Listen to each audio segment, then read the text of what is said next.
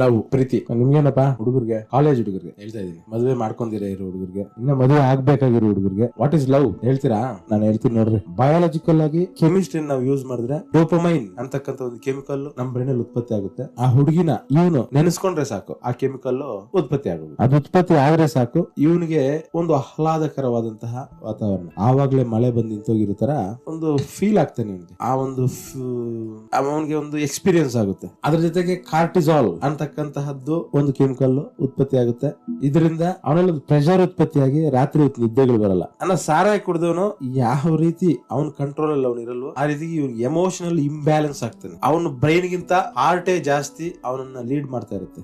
Decision making power ಅವನಲ್ಲಿ ಕಡಿಮೆ ಆಗುತ್ತೆ. ಅವನ್ಗೆ ಆ ಹುಡುಗಿ ಸಿಗುತ್ತಾಳೆ ಅಂತ ನಂಬಿಕೆ ಇದ್ರೆ ಮಾತ್ರ ಇಷ್ಟ ಆಗೋದು. ಇನ್ನು ಡೌಟ್ ಅಲ್ಲಿ ಇರ್ತಾರೆ ಕೆಲವರು, ಅವಳು ಏನು ದೂರ ಆಗೋಗ್ಬೋದು, ಇಲ್ಲ ನಾನು ಲವ್ ಮಾಡದಿರೇ ಇರ್ಬೋದು. ಹಿಂಗ ಅನಿಸಿದಾಗ ಅವನಿಗೆ ಆಗ್ತಕ್ಕಂತಹ ಮಾನಸಿಕ ವೇದನೆ ಒಂದು ಕಾಲ್ ಕಟ್ಟಾಗಿರೋನ್ ಕೂಡ ಅಷ್ಟ ಅನ್ಸಲ್ಲ. Is literally a physical handicapped person ಆಗೋಗ್ತಾನೆ. I mean in the brain side ಅವನ ಮಾನಸಿಕವಾಗಿ ಅವನಂಗ ಆಗ್ತಾನೆ. ಅದನ್ನೊಂದು ವೆರಿ ಸ್ವೀಟ್ ಡಿಸೀಸ್ ಅಂತ ಕೂಡ ನಾವು ಅನ್ಬೋದು, ತಪ್ಪೇನಿಲ್ಲ.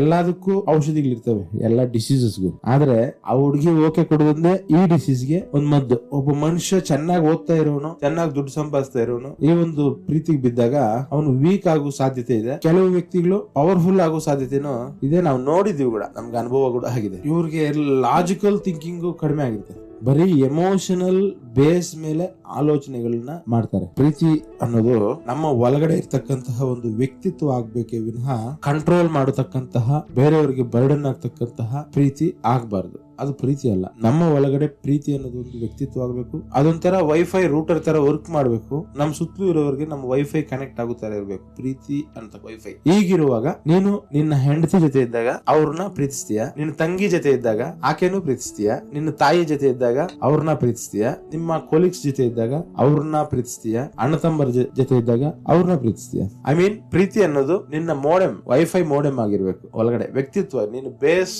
Character should be love. That is real love. Other than that everything is ಎಲ್ಲ. ನಮ್ಗೆ ಕಾಲೇಜಲ್ಲಿ ಇದ್ದಾಗ ಹುಡುಗಿರ್ ನೋಡಿದ್ರೆ, ಒಬ್ಬ ಹುಡುಗಿನ, ಯಾರೋ ಒಬ್ಬ ಹುಡುಗಿನ, ನಮ್ಗೆ ಮೆಚ್ಚಿದಂತ ಹುಡುಗಿನ ನೋಡಿದ್ರೆ ತಡಿಯಕ್ ಆಗ್ತಾ ಇರ್ಲಿಲ್ಲ.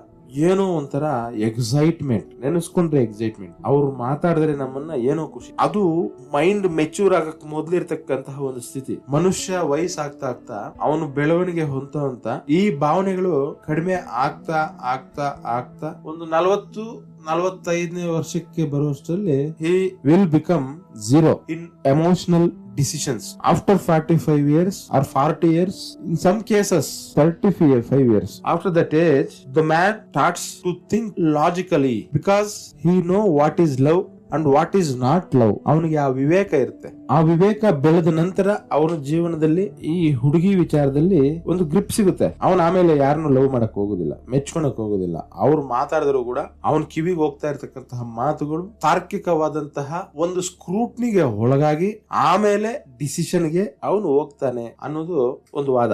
ಪ್ರೀತಿ ಇಲ್ಲ ಅಂದ್ರೆ ಜನಾಂಗನೇ ಬೆಳೆಯಲ್ಲ. ನಮ್ಮ ತಾತ ಮುತ್ತಾತಂದ್ರು, ಅವರಪ್ಪಂದ್ರು, ಅವ್ರ ತಾತಂದ್ರು, ಆದಿಮಾನವನ ಕಾಲದಿಂದಲೂ ಹೆಣ್ಣನ್ನು ನೋಡಿದ್ರೆ ಪ್ರೀತಿ ಉಂಟಾಗ್ತಾನೆ ಇದೆ. ಪ್ರೀತಿ ಏನು ನೀನ್ ಹುಟ್ಟಿದಾಗ, ನೀನ್ ಕಾಲೇಜ್ಗೆ ಹೋದಾಗ ಹೊಸದಾಗಿ ಏನ್ ಸೃಷ್ಟಿ ಆಗಿಲ್ಲ. ನಿಮ್ಮ ಅಪ್ಪ ಅಮ್ಮನ ಕಾಲದಲ್ಲೇ ಪ್ರೀತಿ ಇತ್ತು, ನಿಮ್ ತಾತ ಅಜ್ಜಿ ಕಾಲದಲ್ಲೇ ಪ್ರೀತಿ ಇತ್ತು, ಅವ್ರ ಅಪ್ಪ ಅಮ್ಮ ಅವ್ರ ತಾತ ಅಜ್ಜಿ ಕಾಲದಲ್ಲಿ ಕೂಡ ಪ್ರೀತಿ ಇತ್ತು. ಆದಿಮಾನವ, before the god and religions and cash there was love. ನೀವ್ ಎಷ್ಟೇ ಯೋಚನೆ ಮಾಡಿ, ಸಿಂಧು ಬಯಲಿನ ನಾಗರಿಕತೆಯಲ್ಲಿ ಕೂಡ, ಈಜಿಪ್ಟ್ ನ ನಾಗರಿಕತೆಯಲ್ಲಿ ಕೂಡ, ಮೆಸಪೊಟೋಮಿಯಾ ನಾಗರಿಕತೆಯಲ್ಲಿ ಕೂಡ, ಮಾಯನ್ನ ನಾಗರಿಕತೆಯಲ್ಲಿ ಕೂಡ, ಚೀನಿಯರ ನಾಗರಿಕತೆಯಲ್ಲಿ ಕೂಡ ನಾವು ಪ್ರೀತಿ ನೋಡ್ಬೋದನ? ನೀನ್ ದೊಡ್ಡ ಮನುಷ್ಯನ ಹುಟ್ಟಿದ ತಕ್ಷಣ, ಕಾಲೇಜ್ಗೆ ಹೋಗಿದ ತಕ್ಷಣ ಪ್ರೀತಿ ಸ್ಟಾರ್ಟ್ ಆಗಿಲ್ಲಪ್ಪ. ಪ್ರೀತಿ ಮೊದ್ಲಿಂದಲೂ ಇದೆ. ಪ್ರೀತಿ ಇಲ್ಲ ಅಂದಿದ್ರೆ ನೀನ್ ಹುಡ್ತಾ ಇರ್ಲಿಲ್ಲ, ನಿನ್ ಲವರ್ ಹುಡ್ತಾ ಇರ್ಲಿಲ್ಲ. ಪ್ರೀತಿ ಮಾಡ್ಬೇಡ ಅಂತಂತೂ ನಾನು ಹೇಳ್ತಾ ಇಲ್ಲಪ್ಪ, ಅದ್ರ ಬಗ್ಗೆ ತಿಳ್ಕೊ ಅಂತ ಹೇಳ್ತಾ ಇದ್ದೀನಿ. ನಾನು ಯಾಕೆ ಹೇಳಿ ಪ್ರೀತಿ ಮಾಡ್ಬೇಡ ಅಂತ? Just know about it. That's why I am doing this video. ನೀನ್ ಕಾಲೇಜ್ಗೆ ಹೋಗ್ತೀಯಪ್ಪ, ಅವಳನ್ನ ನೋಡ್ತೀಯ, ಏನೋ ಅನ್ಸುತ್ತೆ ಒಳಗಡೆ. ಸುಮಾರು ಜನ ಹುಡುಗಿಲಿ ಇದ್ರು ಅವಳನ್ನ ನೋಡಿದಾಗ್ಲೇ ಏನೋ ಅನ್ಸುತ್ತೆ. ಮನೆಗ್ ಬರ್ತೀಯ, ಅವಳನ್ನೇ ನೆನೆಸ್ಕೊಂತೀಯ. That is love. ನೀನು ಕೆಟ್ಟದಾಗ ಅವಳ ಕಲ್ಪನೆ ಮಾಡ್ಕೊಳಲ್ಲ, ಆದ್ರೂ ಕೂಡ ನಿನಗೆ ಅವಳನ್ನ ಮರೆಯಕ್ಕಂತೂ ಸಾಧ್ಯ ಆಗೋದಿಲ್ಲ. ಹೋನಪ್ಪ, ನೀನ್ ಏನಾದ್ರೂ ಅನ್ಕೋ. This is the truth what I am saying about love. ಅದು ಡೋಪಮೈನ್ ಕೆಮಿಕಲ್.